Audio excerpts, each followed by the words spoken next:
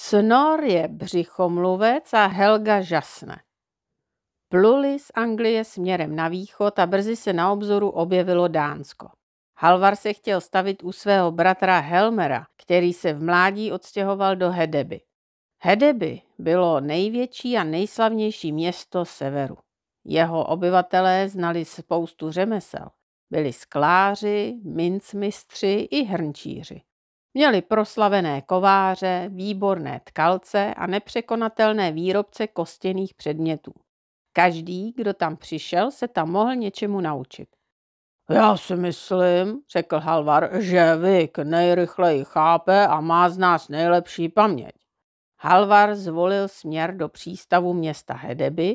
Město obklopovala vysoká a široká hradba, za kterou stály 2 řady lukostřelců.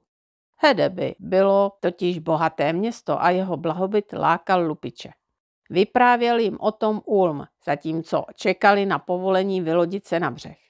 Jednou sem přijel sám král Sveu Sven, aby loupil, začal Ulm. Kradl 3 dny a pak se vracel domů, ale Dánové za ním vyslali své loďstvo, které bylo silnější než Svenovo. Aby jim unikl, vyhodil do moře nejdřív všechny laciné věci, když to nestačilo, obětoval cennější, pak ještě cennější a nakonec poručil schodit do moře i své vlastní sudy s pitnou vodou. Dánové ho ale přesto dohonili a dali mu co proto. Donutili ho, aby jim předal všechny své lodě a pak ho hodili do moře. Tak a teď plav domů, řekli, a ať už tě tu nikdy nevidíme. Sven plaval celý den, až doplaval k neznámému ostrovu a vylezl na břeh. Jenže to byl ostrov Bornholm, na kterém žijí taky Dánové. Ti se už mezi tím o tom, co prováděl v Hedeby, doslechli a tak ho taky hodili do vody. Sven si řekl, že to tedy zkusí dál na sever. Byl dobrý plavec a po několika dnech a nocích doplaval k jižnímu mysu ostrova Élandu. Jenomže před lety zapomněl pozvat Élanďany ke královským volbám. Élanďané měli lepší paměť než on a bez dlouhého rozmýšlení ho hodili do vody. Tak tedy přeplaval průliv a doplaval k jižnímu meru. Smélenďané ale nejraději rozhodovali o svých věcech sami a královskou vrchnost hlavního města Birky neměli moc v lásce. Měli radost, že se jim naskytla příležitost hodit Svena do vody. A tak král plaval dál, až doplaval do Telje. Když vylezl z vody, bolely ho ruce i nohy. Město Telje mu darovalo suché šaty a koně a tak dojel na koni do královského sídla v Birce. Konečně si odpočinu, říkal si, jenomže právě v ten den jeho nevlastního bratra Torkela čekání omrzelo a dal se prohlásit za krále. Tohle mi ještě chybělo, řekl si Torkel, co si s bratrem počnu. Nedokázal si vymyslet nic lepšího, než že ze Svena udělal otroka. Sven byl velký muž a tak navzdory všem útrapám zůstal dobré mysli. Když se stal otrokem, musel si ovšem změnit jméno a tak si říkal Štěstěn. To na památku štěstí, které ho potkalo za jeho tažení do města Hedeby.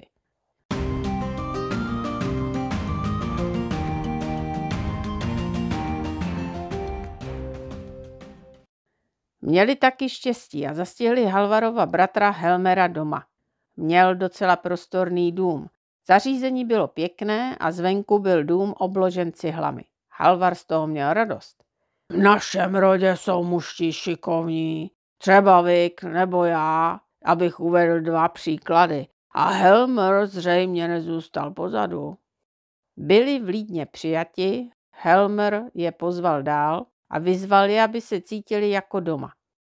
Helmerově manželce Helze ale zřejmě nebyla návštěva příliš milá. To zas bude strávníků, řekla. Jestli mají lidé z Flaku stejně dobrou chuť k jídlu jako Helmer, tak nás ta návštěva přijde pěkně draho. Máme cestovní zásoby a nebudeme vás vyjídat, řekl rozmrzele Halvar. Když budeš hodná, dostaneš taky ochutnat. Jenže nevím, jestli máš čím kousat, když máš pusu pořád v provozu. Taky hned tak nezapomenu, švagrová, že si mě tak mrzutě uvítala. Helga se zamračila ještě víc. Jak jinak mám uvítat takového mrzouta jako si ty, když se mi nacpe do domu takovýho v chlapu, tak mi z toho není veselo. A jak by taky mohlo být, když Helmer není nejšikovnější živitel? Asi to máte v rodě, aspoň na to, Halvare, vypadáš. Halvara se ta slova obzvlášť dotkla. O mě neměj starost a bratra mi nepomlouvej. Máte bytelný dům a majetku nemálo. Máš stůl a židle a pěkně vyřezávané lavice. Vidím tu měděné kotlíky a franské sklo i medvědí kůži, ale s takovou saní, jako si ty, není snadné vyjít. Co to slyším? Křikla vztekle Helga. Pravdu a ta ti neuškodí, řekl Halvar, ale přines poháry a pospěš si, mám hodně konví anglického vína nejlepšího druhu. Tak pijte z konví, odsekla Helga, vznešenější páni nejste. Máš strach, že ti odřem nádobí? Zeptal se Halvar. Tak si vypůjčíme od lidí ze Deby a řekneme jim, jaká si pohostina. Helga něco zabručela a přinesla nejhorší číše, jaké v domácnosti měla. Bratr Helmer má doma peklo, řekl Halvar, ale trochu si to zavinil i sám. Všichni jsme mu říkali, ať si radši vezme děvče z flaku. A já, hlupák, si nedal říct, řekl Helmer. Kdo si vezme děvče z flaku, ten ví, co má. Ale tobě nebyly dost dobré, musel jsi namluvit děvče, až zub psali, řekl Halvar. Udělal jsem hloupost, přiznával Helmer.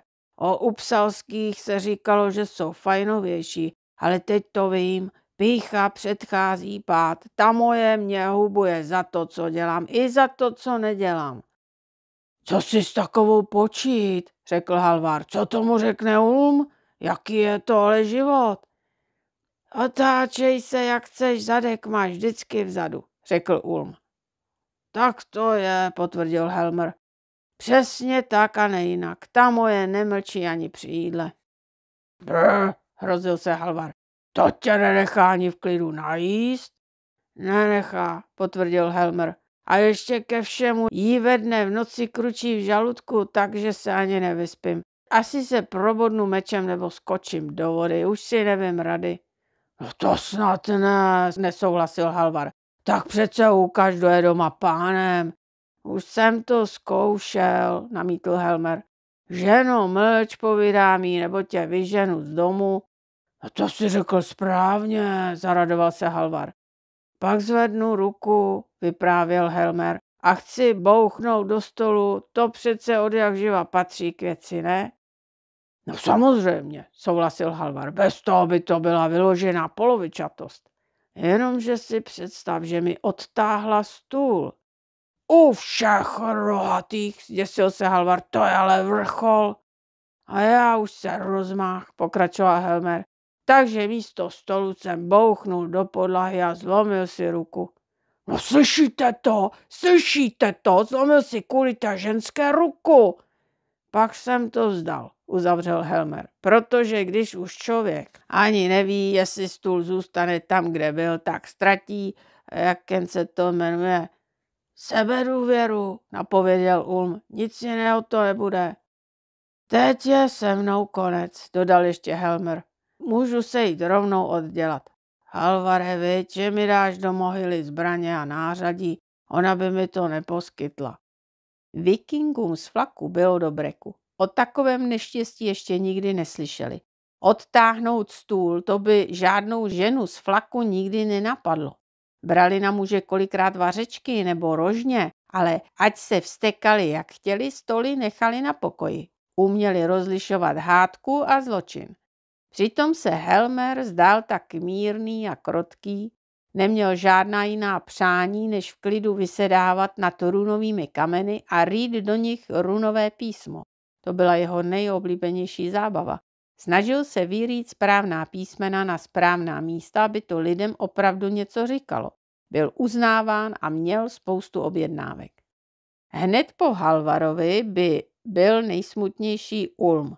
Říkal, že je mu Helmer velice blízký, jako by byli z jedné rodiny. Helmer přemýšlí a ryje písmena, zatímco Ulm přemýšlí a skládá básně. Jsou tedy vlastně rodní bratři.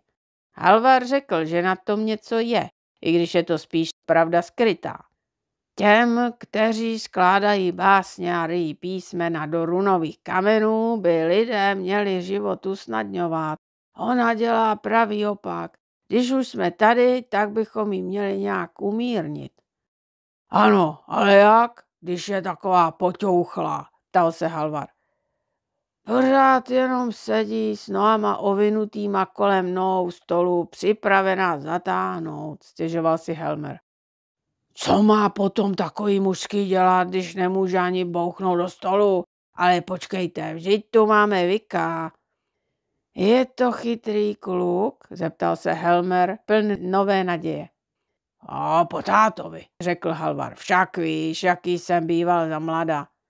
A jaký? Divil se Helmer. Jak to myslíš? Nemluvme o tom, řekl skromně Halvar. Vikíčku, ukaž strýčkovi Helmerovi, jakou máš jiskru. Vikíčku, spustili všichni muži, to s tím stolem přece nemůžeš tak nechat. Vik přemýšlel a Halvar uviděl celý mrak jisker. Neuběhlo víc než 4 hodiny, když Vik řekl. Už to mám. Slyšíš, Helmere, teď něco uvidíš, zajásal Halvar.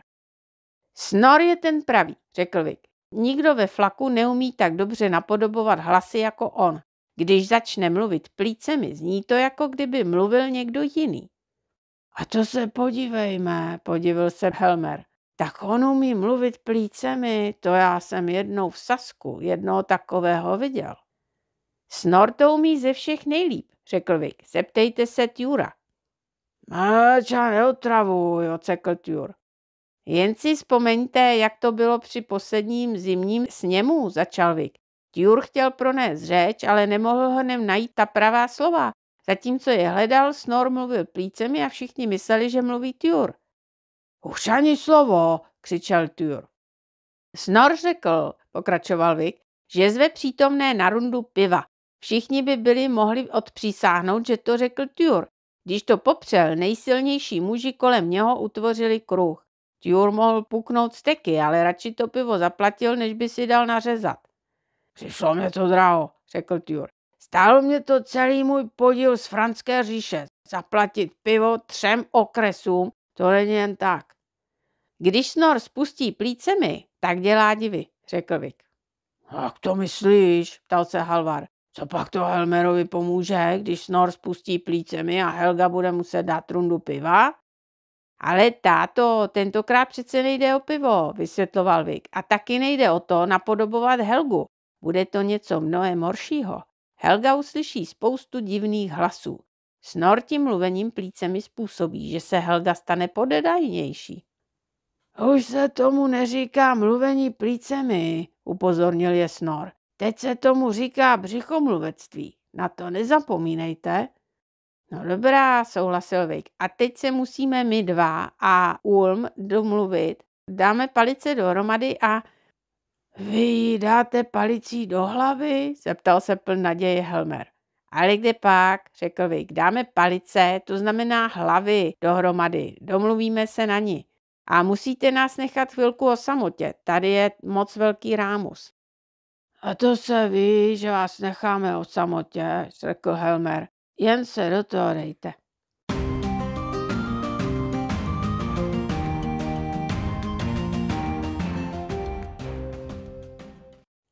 Vik udělal plán.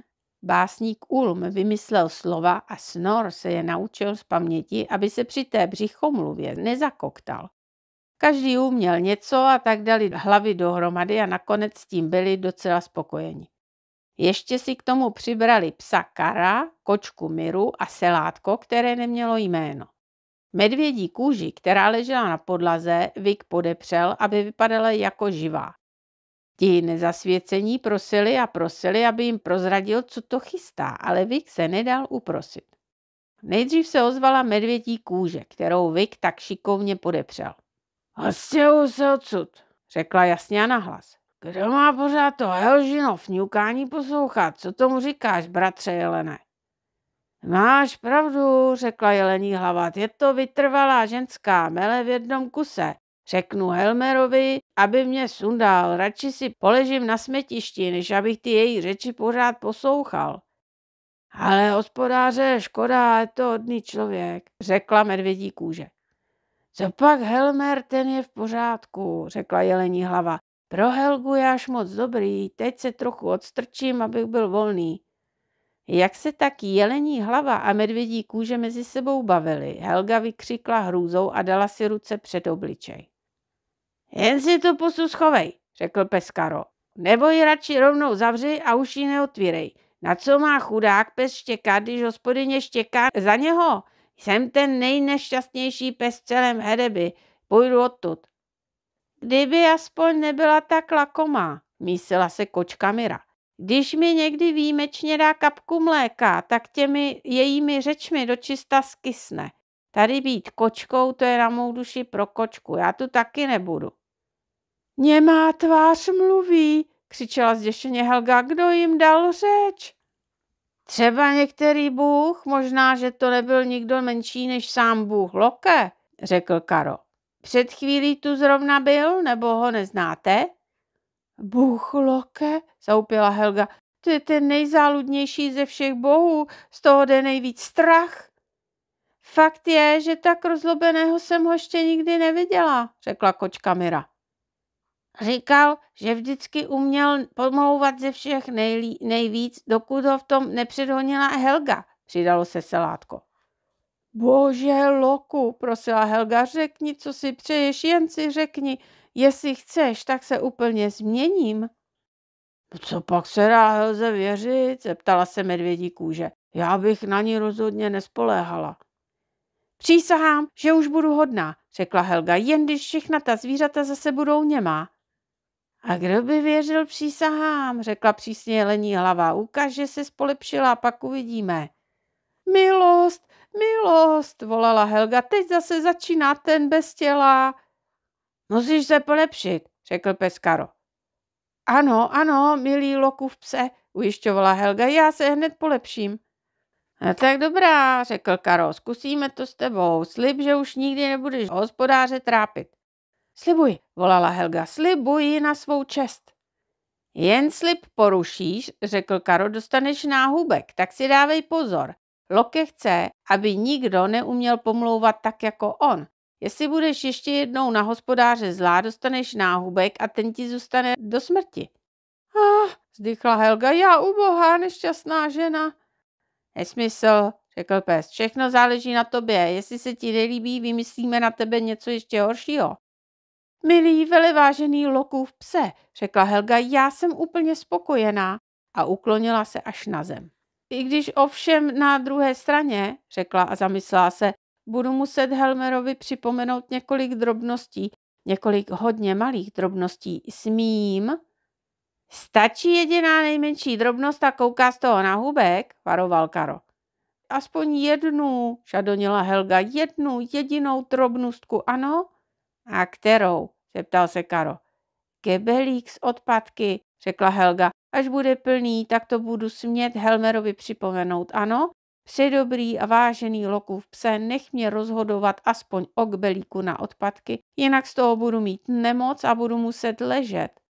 Vik na snora zamrkal, aby už byl trochu ústupnější. Tak dobrá, řekl Karo, o kbelíku na odpadky budeš rozhodovat ty, ale o ničem jiném. Ne, o ničem jiném, hodný, moudrý Lokův pse, řekla Helga, jenom o kbelíku na odpadky. Kbelíkem to končí, řekl Karo. Helmere, řekla Helga, kbelík je plný odpadků, vynes ho, je až po okraj, slyšel jsi? Ty jsi až po okraj, řekl Karo, připomeneš to Helmerovi pokaždé jenom jednou a vlídněji, jinak z toho kouká na hubek, řekni to vlídně, já si poslechnu, jestli to umíš. Helmeříčku, řekla Helga, tak se mi zdá, že kbelík na odpadky je čirou náhodou zrovna plný. Nebyl bys tak hodný a nešel ho vyprázdnit? Takhle by to ještě ušlo, řekl Karo. Začíná se lepšit, řeklo Selátko. Musím to říct tátovi a mámě. A milé Selátko uteklo ven. Možná, že to bylo tím, že ho Vik pustil a Ulm zrovna otevřel dveře. Zase si lehnu, řekla medvědí kůže. Konečně se v klidu vyspím. Dobrou noc. Vik zatáhl za šňůru a klacek, který podpíral medvědí kůži, v tichosti zmizel. Medvědí kůže klesla na podlahu a snor vyloudil dokonalé medvědí zachrápání. Takový byl výborný břichomluvec. Tady se dějí věci, řekla Helga. Hlavně, že jsou to ty pravé věci, řekla jelení hlava. A dneška budu štěkat sám, řekl pes Karo. Ano, samozřejmě, slavný Lokův pse, ujišťovala ho Helga. Stačíš na to úplně sám. A jak to dořekla, Karo zívl a usnul. Přišlo to v pravý okamžik, ale byla to čirá, i když neobvykle šťastná náhoda. Tak to bychom měli, řekla kočka Mira. Teď se tu dá žít i kočičí život. A začala příst, asi proto, že ji Ulm vylákal k sobě do klína a hladil jí po hřbetě. Všechna zvířata stichla, řekla Helga spokojeně, všechna do jednoho. Jestli, Helmeříčku, nemáš zrovna nic na práci, tak bys byl moc hodný, kdybys vynesl odpadky, ale nemusíš spěchat, to ne.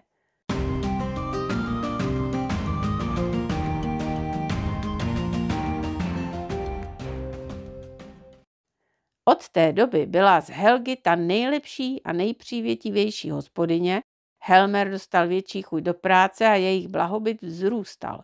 Helmerovi runové kameny s nápisy šly na dračku. Přicházeli zákazníci až z Hamburku. Pokaždé, když prodal runový kámen, přinesl Helze malý dárek. Jednou to byl náhrdelník, jindy stříbrná přeska nebo zase pravý kostěný hřebínek. Karovi od těch dob říkali Lokův pes. Helga ho často drbala za ušima a Karo nemohl za nic na světě pochopit proč. K vikingům z Flaku teď byla pohostinnější a při každém jídle jim nabízela ode všeho, co dům dal. Nakonec jim z toho bylo stydno. Já si myslím, řekl jednoho dne Vik, že Helga je konec konců dobračka. Asi taky neměla s Helmerem vždycky lehký život. Pořád ryje do kamenů, myslí jen na to své a nevidí ani neslyší, co se kolem děje. A nesmysl, namítl Halvar. Myslíš? Pochyboval Vik. Proč smí do stolu bouchnout jen mužský a proč nesmí ženská stůl odtáhnout? No to jsou mi novoty, řekl Halvar. Kam bychom přišli, kdyby každá ženská svému muži odtáhla stůl, jakmile by si do něj chtěl bouchnout? Uvidíme, odtušil Vik a dodal. Jen aby mi budoucnost nedala za pravdu. Chodil často Helze sbírat maliny a jahody. Když se nikdo nedíval, tak je spolu snědli. Povídali si a bavili se spolu. Nakonec Vik řekl rovnou, že byli k Helze nespravedliví a že byla právem nakvašená, když se jí do domu přihrnul celý houf vikingů. Ani se neohlásili předem, takže musela honem utírat prach a leštit stříbro. Před odjezdem dostali Halvar a Ulm od Helmera každý jeden runový kámen s pěknými nápisy, zatímco Ulm obdaroval Helmera pěkně složitou básní a Halvar sekirou na usekávání vousů. Helga dala Halvarovi krásný bronzový pohár a Halvar Helze anglické necky. Tak se nakonec švagr a švagrová dokonale udobřili. Vik dostal od Helgy a Helmera plný pytel vlašských ořechů. Ve Flaku dosud vlašské ořechy neměli. Vik ještě takovou pochoutku nikdy nejedl. Když přijeli domů, Vik se o ořechy rozdělil s flakskými dětmi a těm to chutnalo právě tak jako Vikovi. Ořechy stačily pro všechny a Vik zase dostal od dětí jiné věci jako praky, žížaly, oblásky a tak podobně. Vik i ostatní děti byli tak spokojeni, jak jen lidé mohou být spokojeni, když se jeden s druhým podělí. Každá jiná spokojenost je za touhle na kilometry pozadu.